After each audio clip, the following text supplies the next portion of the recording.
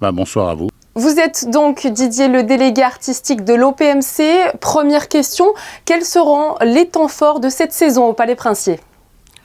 Écoutez, les temps forts de cette saison au Palais Princier sera d'abord le premier concert, celui du 17 juillet, qui va marquer un peu la pierre angulaire des célébrations pour le centenaire de la disparition du prince Albert Ier.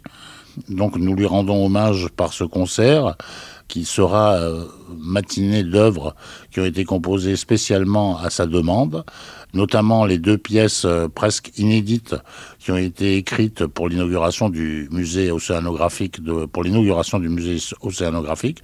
une de Camille Saint-Saëns, qui est l'ouverture de fête, une autre première, c'est-à-dire la pièce de Massenet, la nef triomphante, qui est une pièce pour chœur et orchestre commanditée à Jules Massenet par le prince lui-même, avec entre autres au milieu le très rarement donné concerto pour piano de Massenet, qui est un concerto très beau, qui malheureusement n'a pas vraiment suscité d'intérêt dans la postérité et était très très rarement joué. Je crois que la dernière fois qu'il a été joué à Monaco, c'était en 1956 avec Aldo Ciccolini.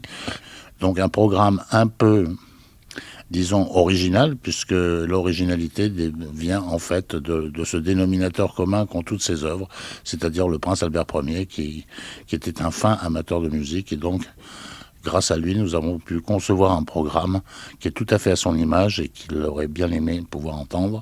Alors, je suppose que ça donne considérablement un charme supplémentaire aux représentations, que ce soit pour les spectateurs ou bien même pour les artistes. Oui, absolument. La cour du palais est un endroit, un écrin absolument merveilleux pour la musique. L'acoustique y est très bonne.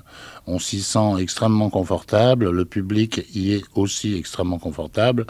Et quel endroit magnifique pour pouvoir jouir de l'écoute de cette musique merveilleuse et qui chaque année ravit les mélomanes et toutes les personnes qui viennent au concert, et ça nous donne une occasion de faire une sorte de mini-festival d'orchestre et qui nous ravira certainement dans la découverte de ce répertoire nouveau pour lui qui nous donnera plein de satisfaction. Voilà. L'OPMC qui est, je le rappelle, considéré comme l'un des plus grands orchestres d'Europe. Merci beaucoup à vous, Didier de Cotigny, d'avoir été avec nous. Merci à vous.